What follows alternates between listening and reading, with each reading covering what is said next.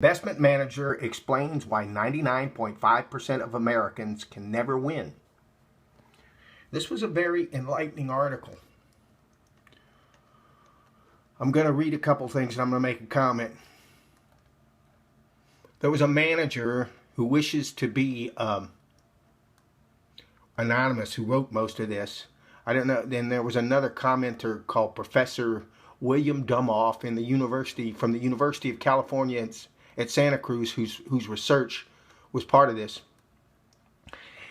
I'm going to read you this part. In my view, the American dream of striking it rich is merely a well-marketed fantasy that keeps the bottom 99.5% hoping for better and prevents social and political instability, the manager wrote in an email to Professor, William J. Dumoff of the Okay, so he was writing it. The manager was talking to Mr. Dumoff, or Dr. Dumoff in this case. And here he goes through and he explains what's going on with the 1%. And these 1% are doctors and attorneys and mid-managers. And these people are very accomplished, very smart. These were the people who were like the big man on campus. These were the people who everything came easy for them, and they went to law school and they passed the first time. They went to medical school and they zipped right through, and then they went and they started their careers. I'm not saying their life was easy. I'm sure they worked very hard, but they made a lot of money. I mean, a lot of us work very hard, but they're the top 1%, so they're the top 99.5%. But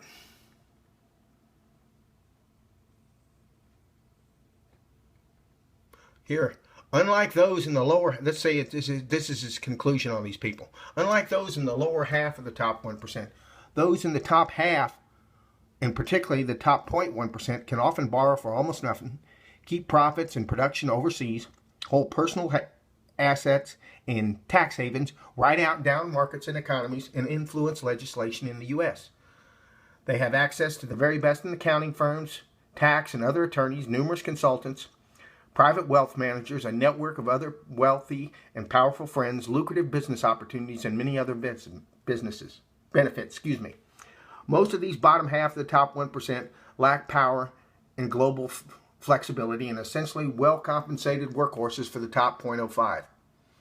Just like the bottom 99. In my view, the American's dream is striking rich is a well-marketed fantasy of the bottom. Yeah, I just read that. The odds of getting into the top 0.05 are very slim, and the door is kept firmly shut from those within it. And then explains that the top 1%, the top half of the 1%, pretty much made their money off the financial bubble, or the financial bubble. Here we go.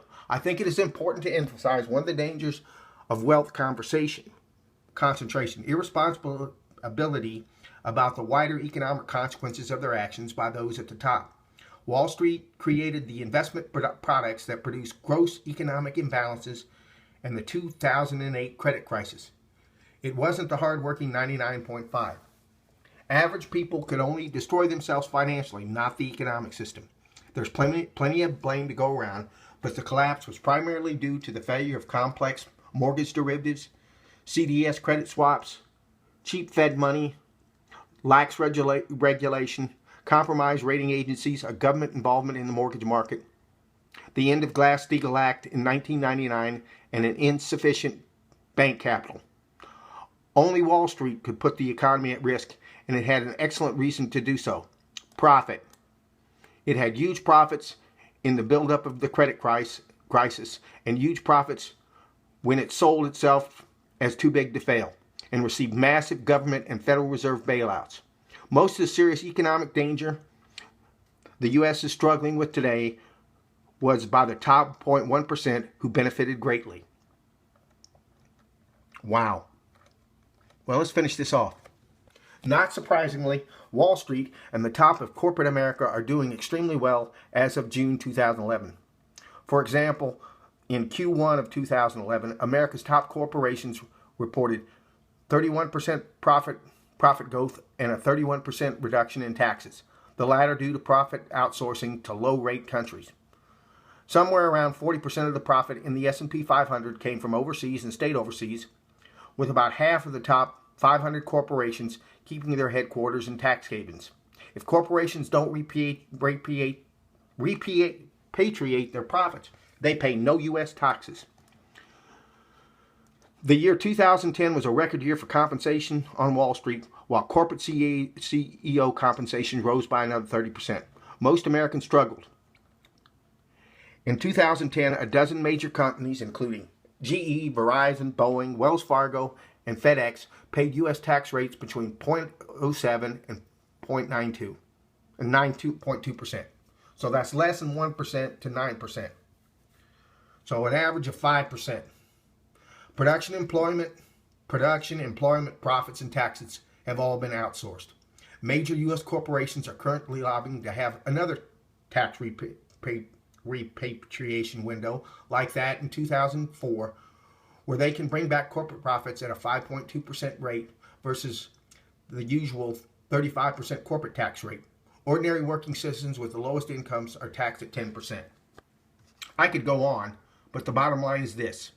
A highly complex set of laws and exemptions from laws and taxes have been put into place by those in the utmost reaches of the U.S. financial system. It allows them to protect and increase their wealth, and it significantly affect the U.S. political and legislative process. They have real power and real wealth.